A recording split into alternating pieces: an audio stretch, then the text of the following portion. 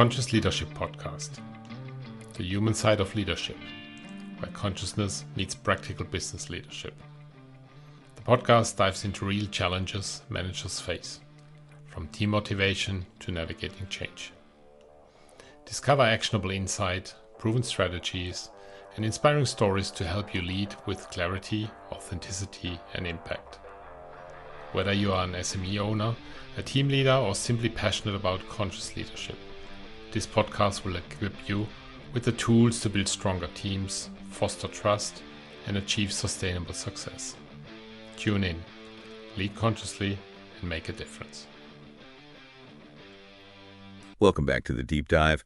Today, we're plunging right into a question that honestly seems to trouble so many leaders, executives, even whole teams.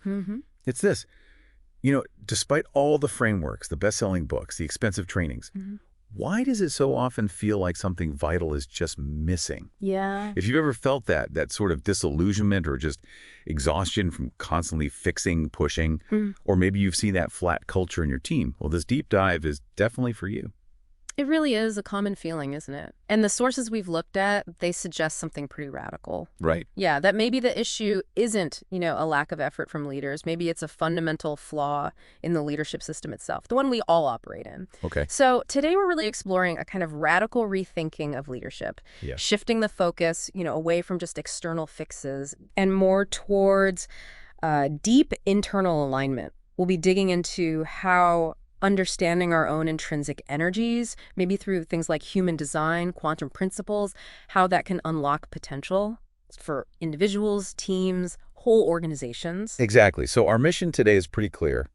Let's unpack these leadership problems, the stuff keeping people up at night. Yeah. And then let's really explore how this human in the center idea proposes to solve them. The promise really is this win-win-win situation. A win-win-win. I like that. Right. Where individuals thrive, teams click, organizations flourish.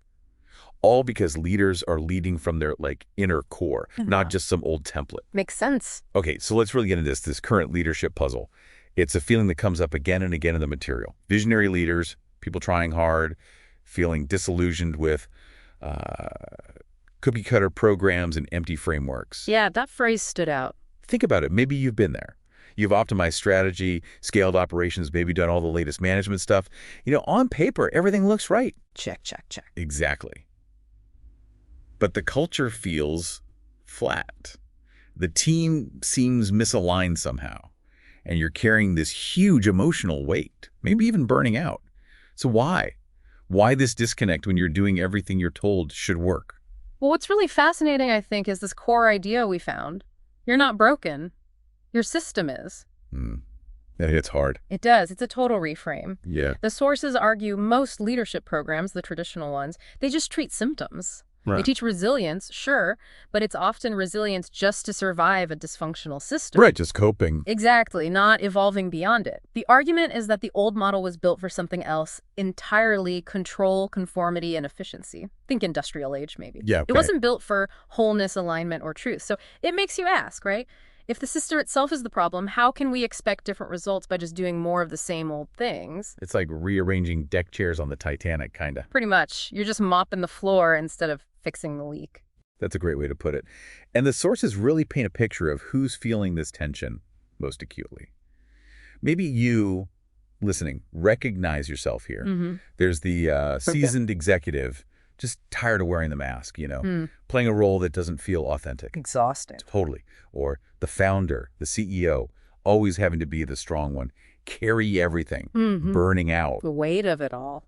Then there's the visionary leader whose team just isn't quite keeping up. It's frustrating, stifles momentum. Yeah, that gap can be huge. And finally, the disillusioned achiever, done everything right, ticked all the boxes, but still feels off. It's like if something's missing inside. It's this real struggle, often unspoken, between what your gut tells you works and what the world, the system, keeps pushing you to do. That internal conflict. Yeah. And connecting this to the bigger picture, the sources aren't just diagnosing the problem, they're pushing for, like they say, a radical rethinking of leadership. Okay, so what does that look like? Well, they're clear.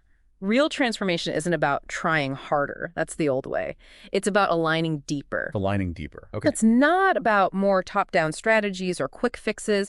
It's about building a system based on empowerment. Notice the in. Okay. Power from within. Exactly. It's about leading from your own inner architecture, your authentic self, not just some external role you've adopted. Imagine leading from who you are, not who you think you should be. That's a huge shift. Okay, now this is where it gets really interesting. This human in the center approach, it's not just theory.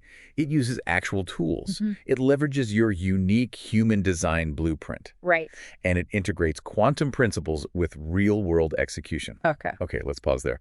Human design blueprint, what are we talking about? So think of human design as like your personal, energetic user manual. It combines ancient systems, astrology, I Ching, Kabbalah, chakras, with modern science like genetics. Wow. It gives you this incredibly detailed map of your unique energy, how you're wired, your strengths, how you're meant to make decisions, interact with the world. It's about finding your natural strategy and authority. Your operational manual. Kind of, yeah.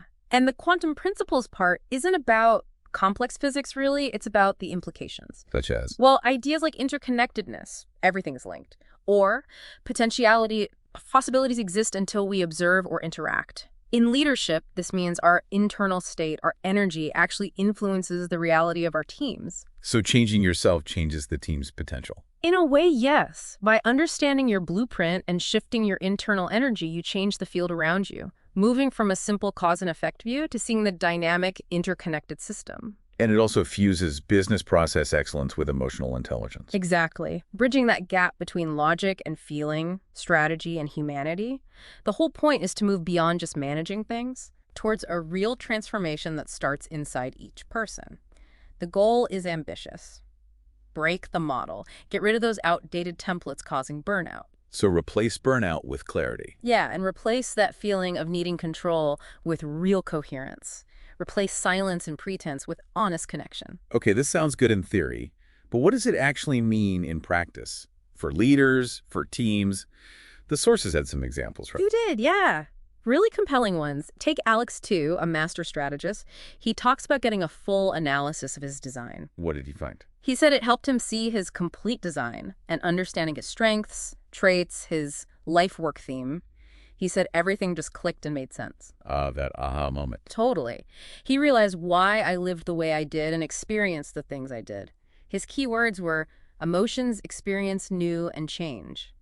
Imagine as a strategist, understanding your own energetic triggers and flows like that. It changes how you approach everything. Leading from your natural strengths, not just learned skill. Precisely. And it gets very practical in organizations, too. Remo Ray, a CEO, used the BG5 system, that's the business version of human design. How to use it? For recruitment, actually, finding the right manager.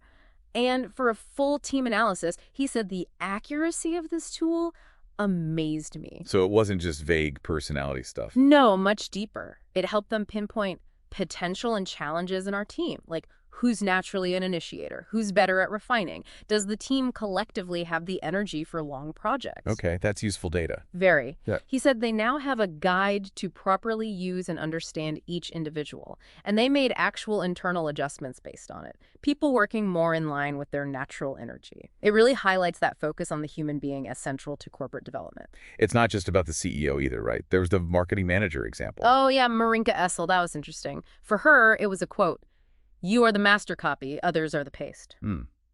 Simple but deep. It became her aha moment. She stopped looking externally for ideas for her coaching packages and just brainstormed her own unique version. Realized she hadn't even known she needed that freedom. So often we're trained to copy what works for others. Exactly. But this points to the power of understanding your own individual design with all the skills, strengths, and potential that lie dormant within us, as one source put it. Unlocking your unique genius, not just mimicking. Think of the innovation possible then. Absolutely. So this really brings up a question for you listening. How might understanding your own inner architecture, your unique energy, change how you lead or how you show up in your team? Yeah. The sources keep saying the world around us is changing so dramatically we can feel it, and outdated working methods have to be changed. This approach isn't about conforming. It's about allowing each of us to be different, a unique human being with all our individual abilities, strengths, and potentials. Embracing that uniqueness is the source of effectiveness. That's the core of it. So this deep dive, it really shows a different path. Transformation isn't about just pushing harder or finding the next playbook. No. It's about aligning deeper, leading from who you really are. It feels like a way to move from just surviving dysfunction to actually evolving beyond it, creating that genuine win-win-win. For individuals, teams, leaders, the whole organization, it's leading from the inside out, right? From that inner core that often gets buried by systems telling us how to be. Uncovering what's already there. So if you're out there, a visionary leader feeling stuck, maybe ready to break the model, this rethinking suggests the answer isn't out there in another program. It's within you. It's about shifting from that need for control to coherence, from pretense to real, honest connection. And our look at the source material really points to this. Maybe the next big leap in leadership and how organizations thrive isn't about external strategies at all, but about deeply understanding and integrating our unique human design, our intrinsic energies, tapping into what makes each of us unique, and using that for collective success. So for you, our listener, maybe a final thought to take away from this. What if the most powerful leadership blueprint you could ever find? Well, what if it isn't in a book or a course? What if it's been right there inside you all along, in the depths of your own authentic self? What potential could you unlock for yourself, for your team, if you really led from the inside out? Thank you for listening to the Conscious Leadership Podcast. Look forward to the next episode to come, and stay intentional, stay conscious, and keep leading with purpose. Until the next time, bye.